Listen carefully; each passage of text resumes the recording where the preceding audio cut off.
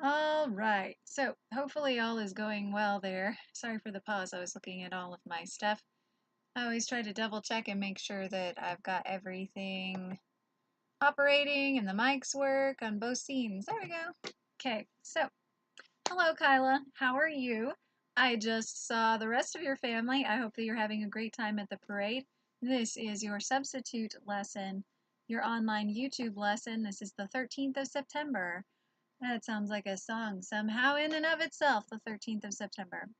Your lesson will not be as long as it typically is because you're not here to ask me any questions. So I will try to answer any questions that I think that you might have.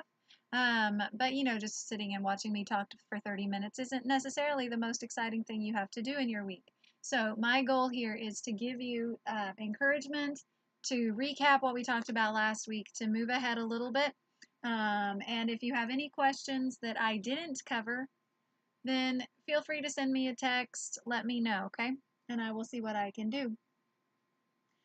If at any point in the video I'm moving too fast, then one of the nice things is you can stop it, you can listen, you can go back, and you can feel free to do that. Hit that pause button if that helps you, all right?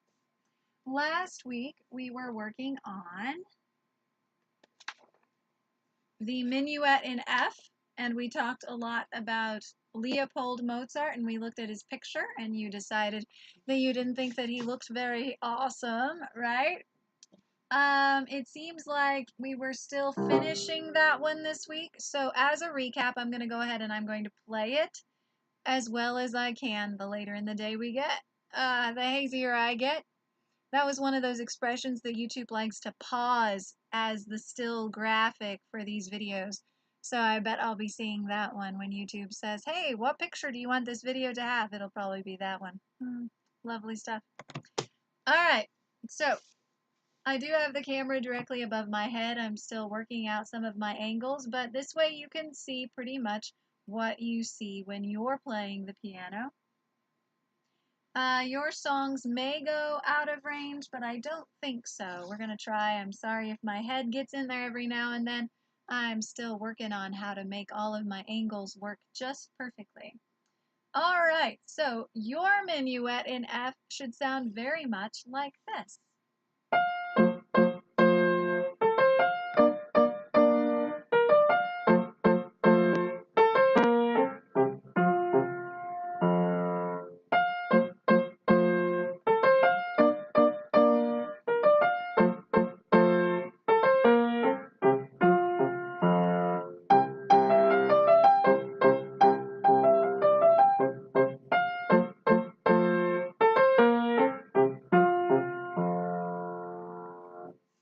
Now remember that we talked about the importance of having that two-note slur, that you have the, right? And the, I know it really looks like my arm is coming out a ton in this camera angle. And it really, really is, okay? So more motion is a good thing when you're playing this style. We also talked about how when it gets to measure 9, you can play just your thumb because the octaves are still just a little bit too big for you. You'll grow fast, it'll come along, okay? If you have any additional questions, most of what we did was interpretation. You had notes and things going well. It was that feel of the original form of the minuet that we talked about last week. Moving on to our next piece, the humoresque on page 8. The humoresque we talked about and you thought sounded really strange. Like humor, humor-esque, okay? Very funny or laughing. Remember, it's supposed to sound like laughter and you said it was creepy, as I recall. Okay, let's see how well I can play the creepy laughter song.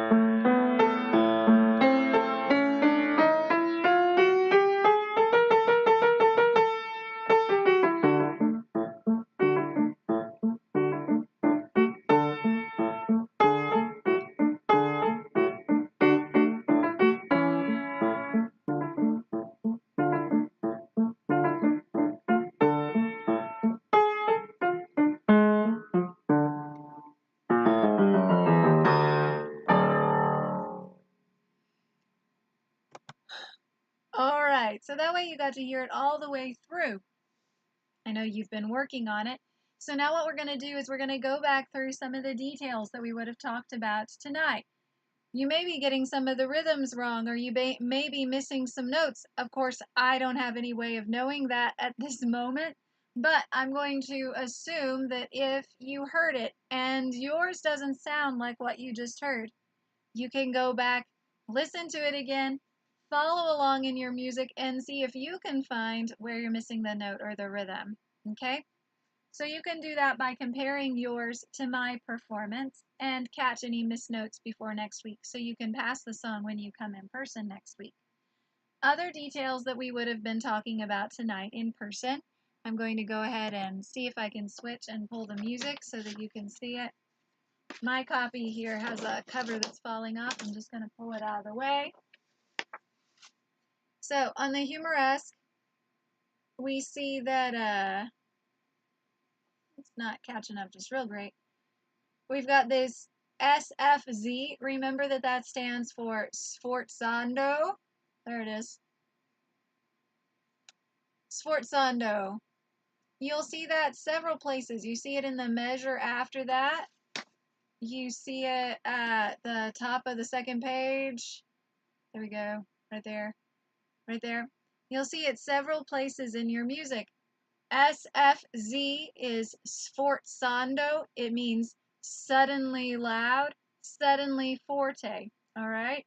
So more than the things around it. It also has that little accent symbol in your music at those places. Accent to bring it out, right? Other details that I will be looking for in this piece, I'm going to be looking to see about your chromatic scales and passages. This right here, there's measure 22. This is measure 23 that I'm going to talk to you about. At measure 23, you have chromatic scale.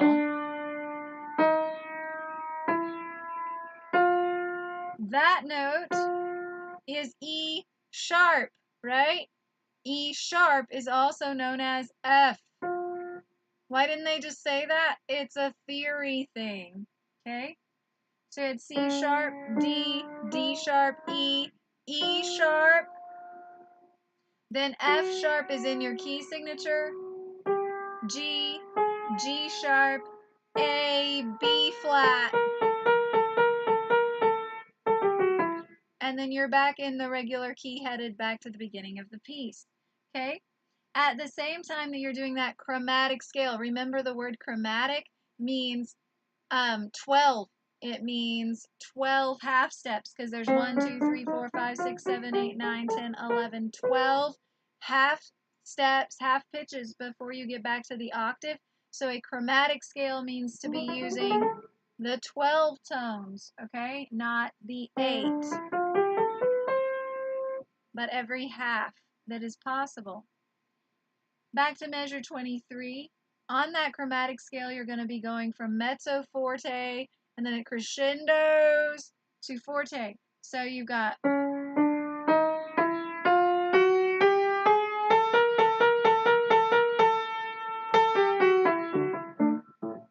and then it's quiet again. Okay, so be careful with that place. Also, at measure 19, you'd go 17, 18, 19. You have this build-up effect. It says crescendo under it, and there is pedal there, so be careful, okay?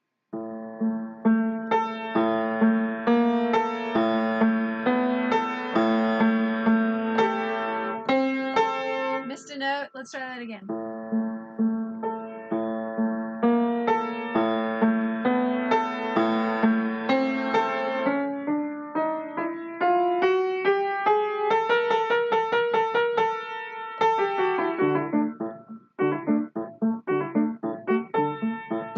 Back to the creepy laughter you love so much. Hopefully, as you've been working on it, you've decided that you like it more than you thought you would last week, okay? All right, so that is the humor-esque, like humor, like laughing-esque, okay? You'll be really happy that you know terms like chromatic, And ask when you're taking the theory test, but also just later on when you're doing vocabulary tests, your teachers will think, oh my gosh, she knows everything. The next piece in your book, we're going to go ahead and I'm going to give you the highlights of this piece, okay? This piece is called Snowfall, and that's exactly what it ought to sound like. We're still a little bit early in the season, but you know, sometimes it snows on Fair Parade weekend, so it could be any day now that we get a snowfall, or it could be months.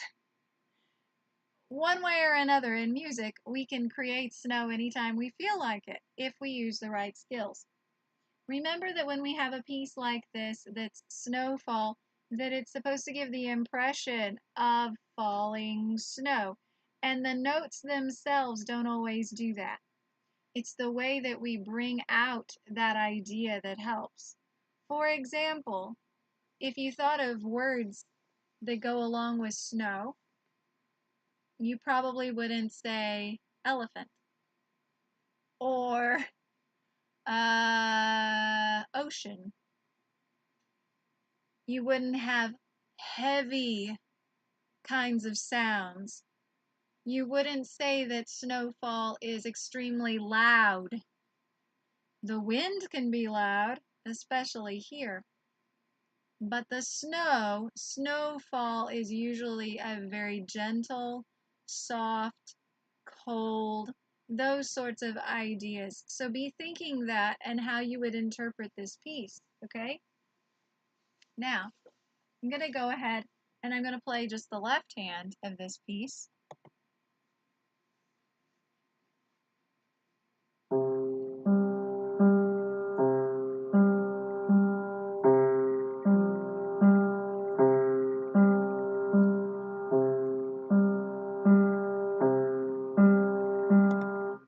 Are you getting the idea?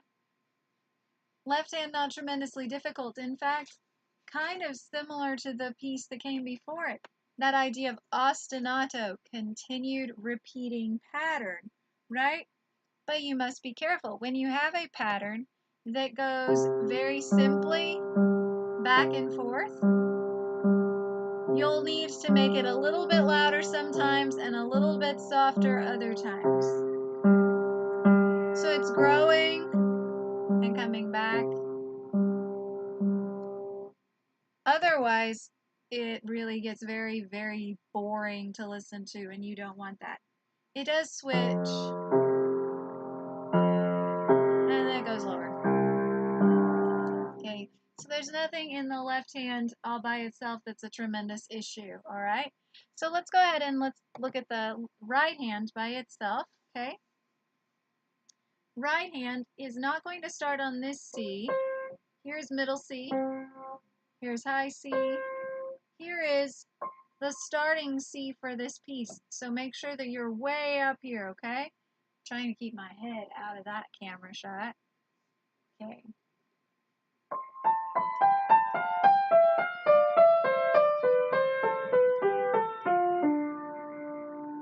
Okay. Notice that at the end of that phrase, you do pivot over. Okay?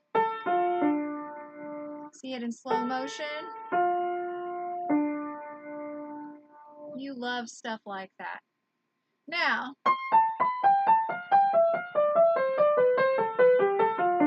not the most exciting ever, right? But wait, what if we add musical artistry to it and we realize that it should, sorry, there's a fly. Fly!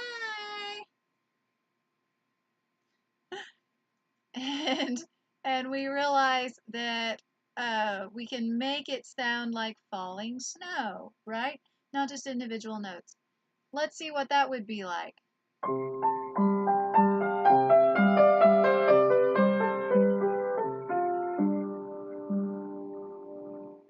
That's much more interesting, don't you think?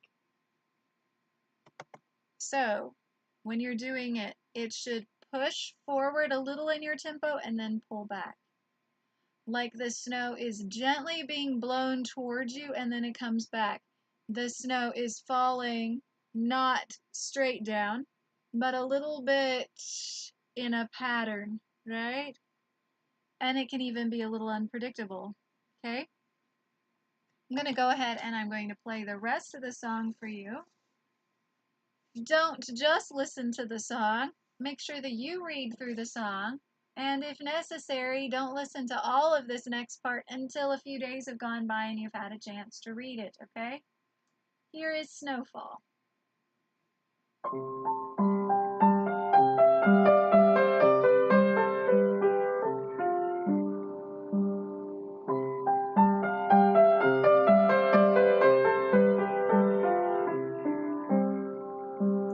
I'm going to skip the repeat and go on.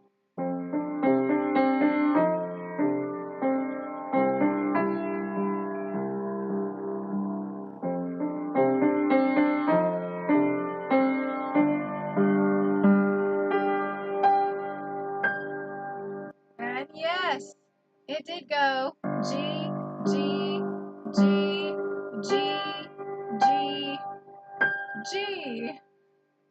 And now we're way up here with our right hand.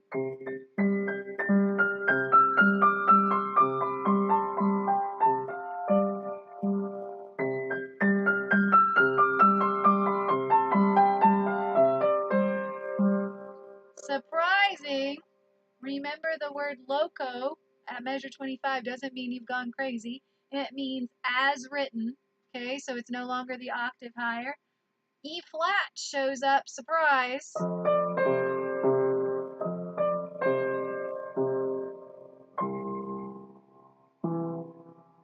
Be careful because this note is not the octave you expect it to be. It's an E, and then you have a C, and then the octave higher. Okay? That should give you a good idea of how that piece is supposed to go. Give you a good idea of the range. Are there really 5 octaves of G's? Things like that that might come up as you start working on the piece. So make sure that you're looking at all of those things very, very carefully this week. Finish those other pieces that we talked about. And if you have any questions, then text me and I'll see if I can slip in another video or something like that.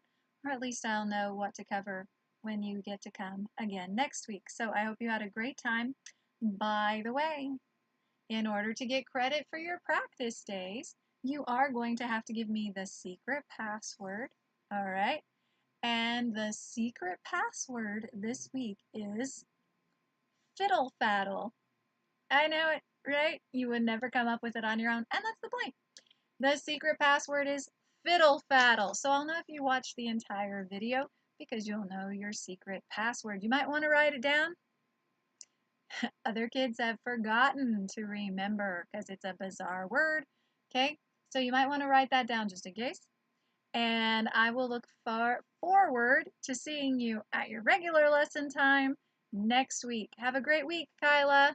Bye.